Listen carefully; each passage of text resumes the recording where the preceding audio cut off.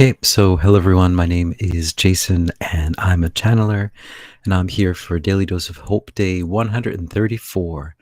It is Friday, July the 12th, 2024, 8 o'clock here in Japan time. A daily dose of hope is just that the energies on our planet are starting to increase and things are starting to get wackier and wackier. And as they do, it's easy sometimes to get swayed and to get polarized and to be pulled off of your path of peace and grace. And so I'm just here to kind of help do my little bit to see if I can help to keep everyone kind of on path. And so, yes, this is something that I was guided to do because as these energies are increasing, things are, yeah, as I said, starting to get wacky. So Daily Dose of Hope has three parts to it. First is a bit of a talk, and then a channeling, and then a pocket of peace, which is a guided, meditation, excuse me. So as you can tell, I'm very low energy today. So today I had a cool thing that happened. I've been taking ashwagandha, which is the Indian Ayurvedic medicine, and I've been taking that every day for the past week or so. And I went to the acupuncturist today too because I was feeling a little bit, not quite right. And she's like, you know, your kidney's fine now. It's not your kidney that's a problem. And I was like, yes. So I've been taking zinc supplements, like liquid zinc and ashwagandha, and I think that's been helping out. So I'm really happy that that's good. Because doing this kind of stuff, doing this channeling stuff, it really does take a lot out of that area. And so now I found a good supplement for it, which is good. So hello, Michael. All right. Woohoo. So, yeah, greetings to you as well. So I guess that's all I wanted to talk about. One thing I wanted to say, I was just thinking about facial gestures and reading faces and things like that. Because like in Japan, it's very different from the States. Like in the States, at least when I was there, so this is something like my experience from America when I was living there, when I was in my 20s, and growing up, was that rather than the face, it's more about the words that you're saying. People are listening to the words but not doing a lot of facial recognition. So someone could have like really crazy, like the two eyes are kind of looking like, one's like this, and they could have this like crazed stare. But if your words sound good, sometimes people will just listen to the words. And that, I thought that was normal. And then I came to Japan and it was like, people are not really listening to your words. They're looking more at your face. So they're reading your face first, and then the words are just part of the interpretation. A lot of things in the Japanese language are kind of left to your imagination. And so you have to kind of judge from other cues. There's a lot of other cues that you have to figure out, So for example, like there's no subject.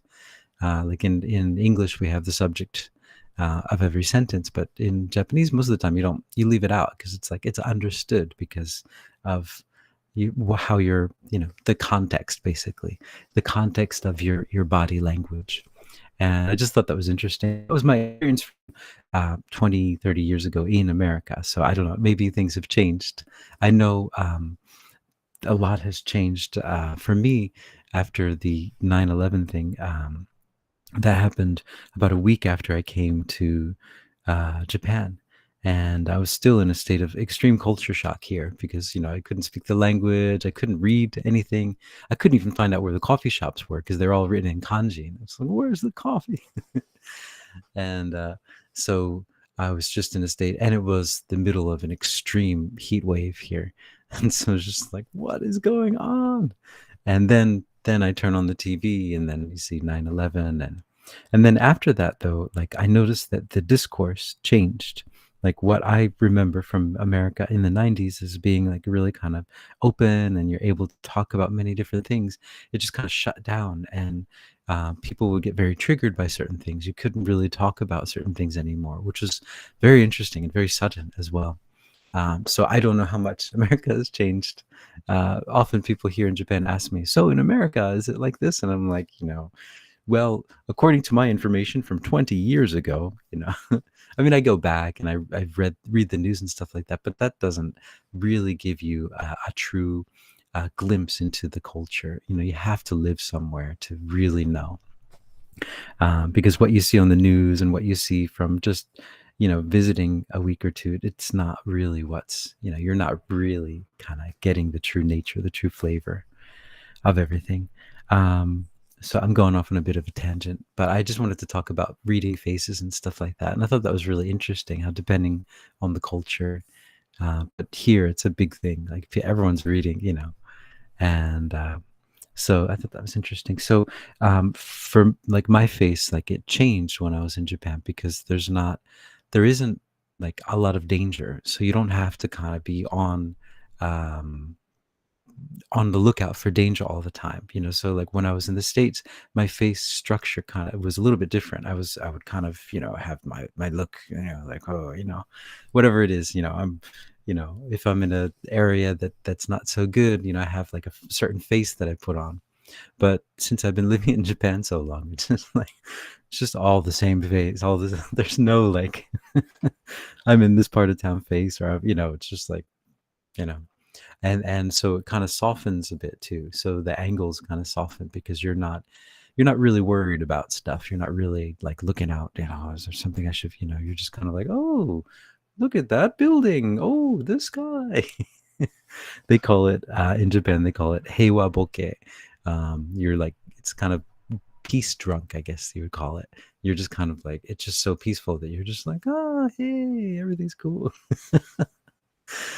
Anyway, so I have no meaning in talking about this. I just think it's interesting how so many different cultures, different countries have very different ways of expressing themselves, and for me, I was able to experience, both the here in Japan we have this peace, this beautiful peace here.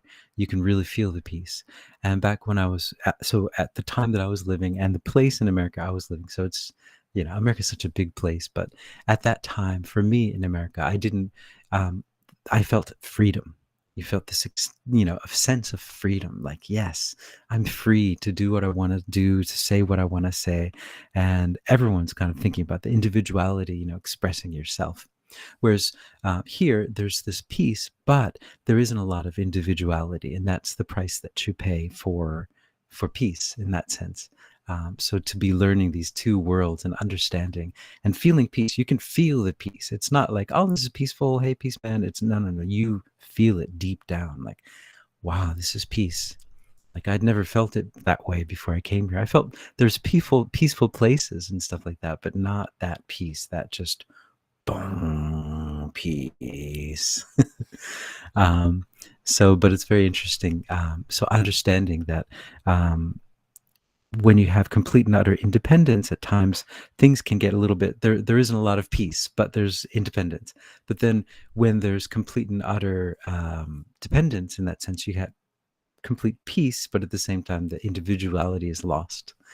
And for me, it's just such an amazing lesson in how to live a life on this earth as a human, because I think for me what I've seen is that the balance is the best. Somewhere in between is the best way, the neutral point. And that's taught me that here. So T Tracy, you say the US humans are looking tired and worn out from the pressures of life showing in their faces. Ah, I see.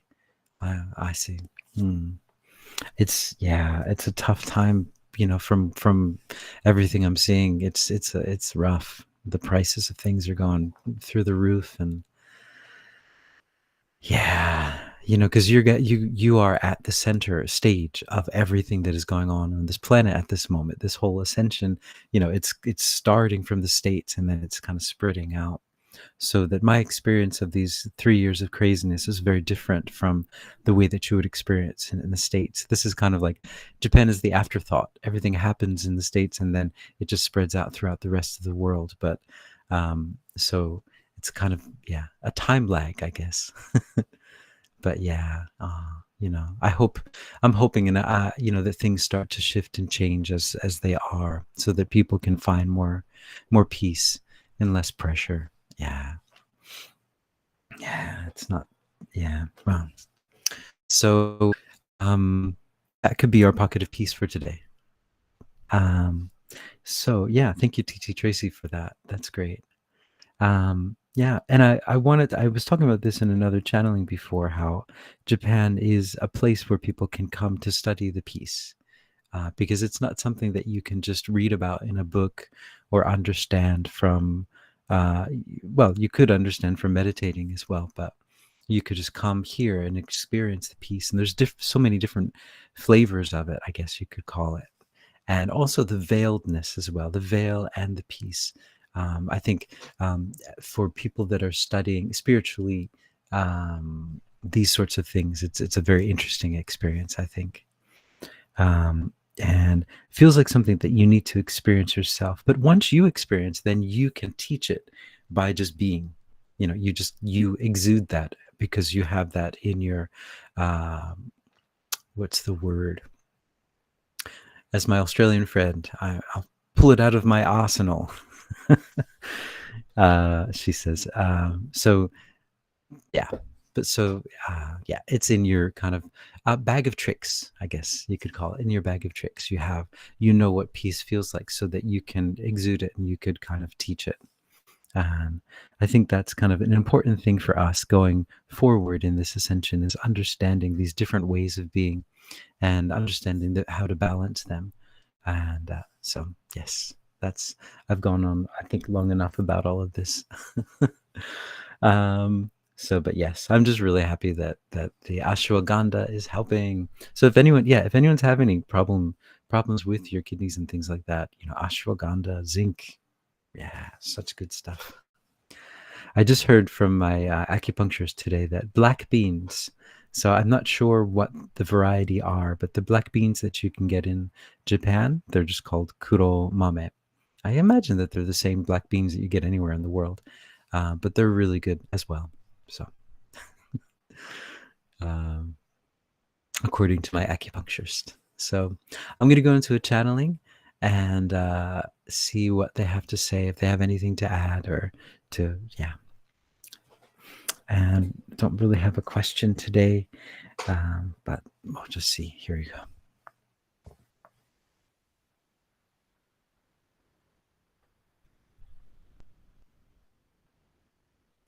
Greetings. We are here.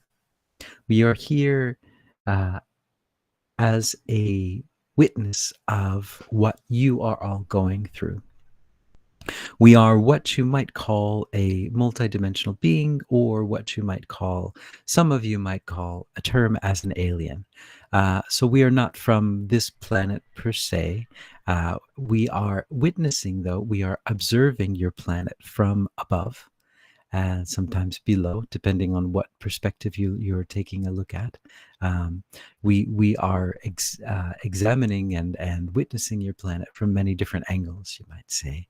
And we are very happy to be able to witness all of you going through this experience that you are all going through. And what we understand from experiencing this is that we cannot experience everything that you are experiencing. We can only witness on the surface many of the things that are happening. And that is why it is so enlightening for us to see how things shift and change on a dime.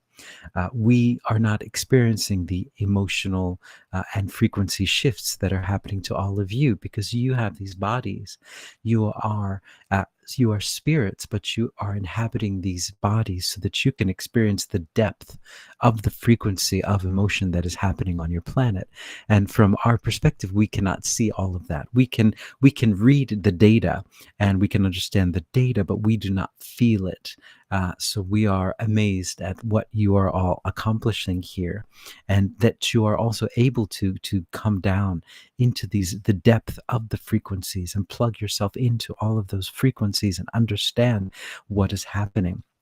This is a beautiful thing that you are all doing, a beautiful thing that you are all doing for the whole universe. It is a wonderful thing. You are the heroes of the universe. You are here doing heroic work. You are here shifting and changing and transmuting energy, using your emotions, using your beautiful emotions that we only can read out on our machines.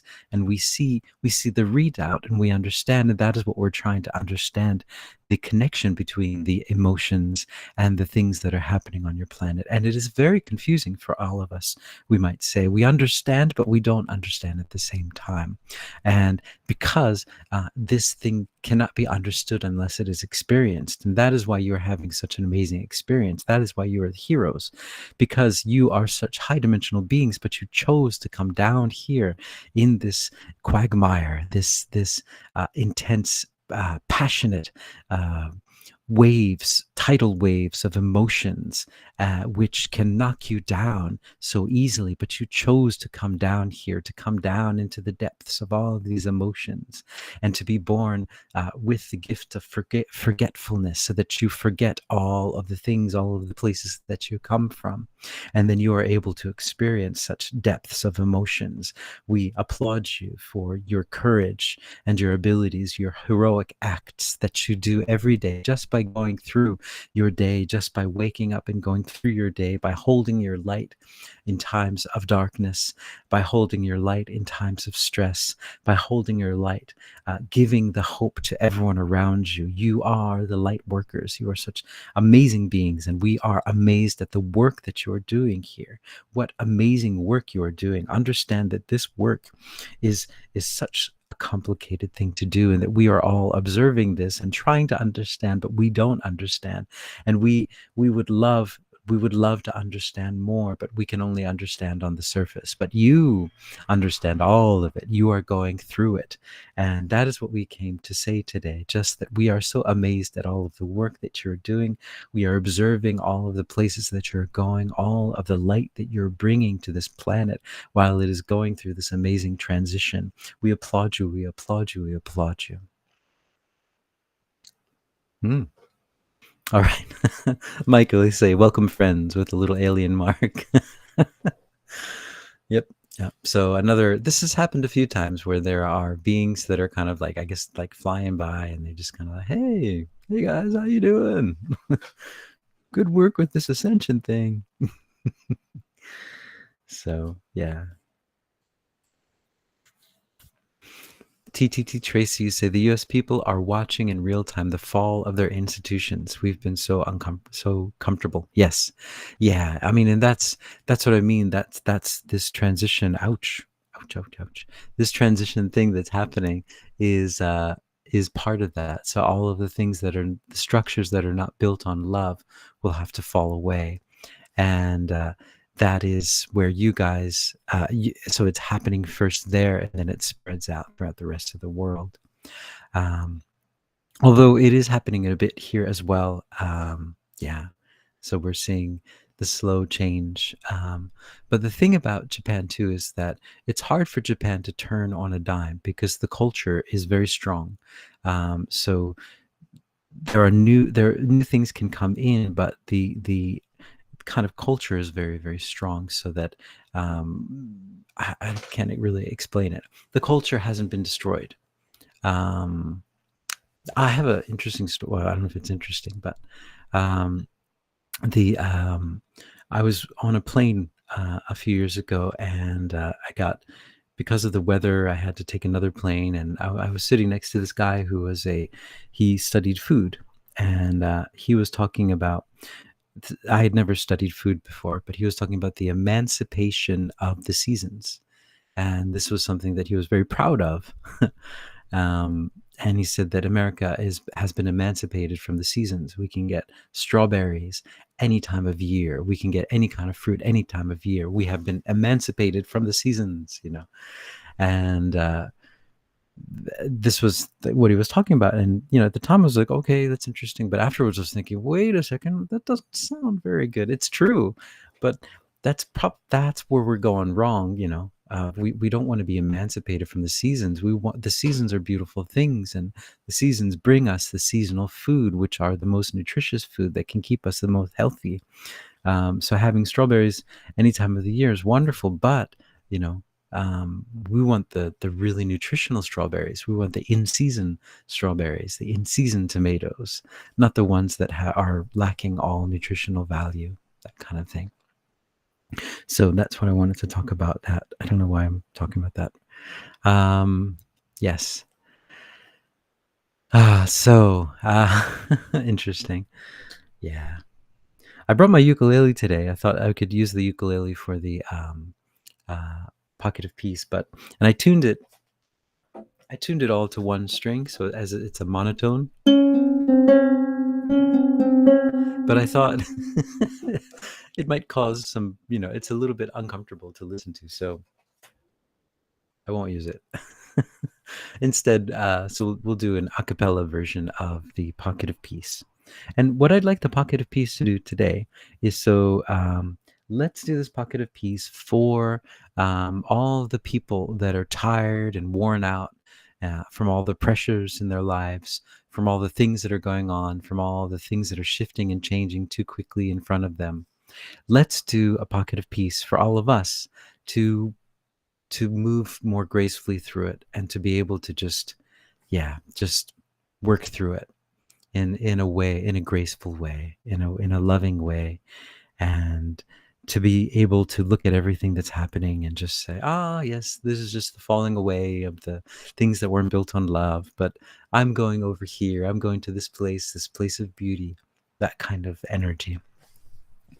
So here we go. Here we go. I'd like you all to take a few deep breaths. And when you do, just inhale all of the just peace and the love, and exhale all the stuff that you're holding on to that you don't need anymore. So here we go.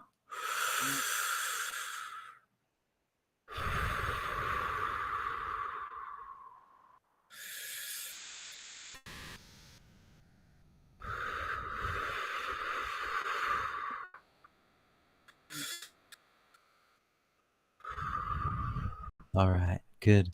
Now I'd like you to all to imagine that you're surrounded by the mist of unconditional love, that you're surrounded by this love that accepts you exactly as you are. You're perfect exactly as you are. There's nothing that you need to do or say to get this love. There's nowhere that you have to go. There's not a possession that you have or way that you have to look. You are perfect as you are. This love just loves you unconditionally, unconditional. And in this love, there's nothing to worry about. There's nothing to regret. It's just you in this moment, this wonderful moment where you feel perfectly and utterly at home. What a good feeling. And then just extend this feeling out into your room, out into the city, out into the whole world. The whole world is just covered with this mist of unconditional love, where just everyone's just stopping what they're doing and saying, I am loved. I feel this love. All of these things that I've been worrying about, all of these things that I've been regretting, all these things that I feel like I have to do or have to say, places I have to go. No, no, no. I'm here. I'm right here. This is the place to be. This beautiful place right now. I just feel love. I don't need anything right now. All I need is just this feeling of love that just surrounds me. It feels so good. And I look around and everyone else is just stopping what they're doing it too. And they're just feeling this love. Yeah. And we're all just feeling it.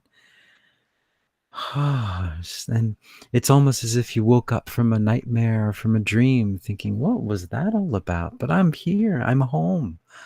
I'm in this perfect place of love, and everything is taken care of. Everything is wonderful. There's nothing to worry about. There's nothing to regret. The universe will give me everything I need. It always does. It always comes around.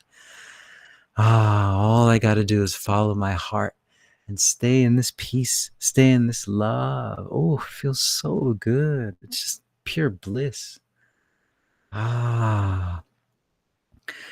And now just imagine everyone just walking with this bliss. They were stopped for a second, and now they're just walking throughout their day. Yeah, and they're just every step brings more bliss to them and to the whole world. They are bringing this bliss to themselves because they're in contact with who they truly are. They're in contact with the love that they are.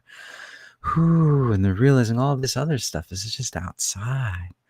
They're just walking in pure love, just walking around wherever they are. And then everyone around them sees that. And they think, oh my goodness, what are they doing? What is that? I want some of that. Look at that love. And so people just surround them and just say, what are you doing? And they say, I'm just making love here. I'm just in love. I'm just being love. You can do it too. Just make love. Just be love. You are love. And just imagine places, all of these different communities, workplaces, traffic jams, crowded trains, and people are just saying, oh yeah, this is good, I like this. And people are just, it's like a love feast, and just everyone's just in love, where usually they'd be so stressed out. They're just like, yeah, this is good, I love this. Stuck in traffic, never felt so good. Being on a crowded train, this is bliss. Being at this workplace that was toxic, but now it's peace, it's beauty.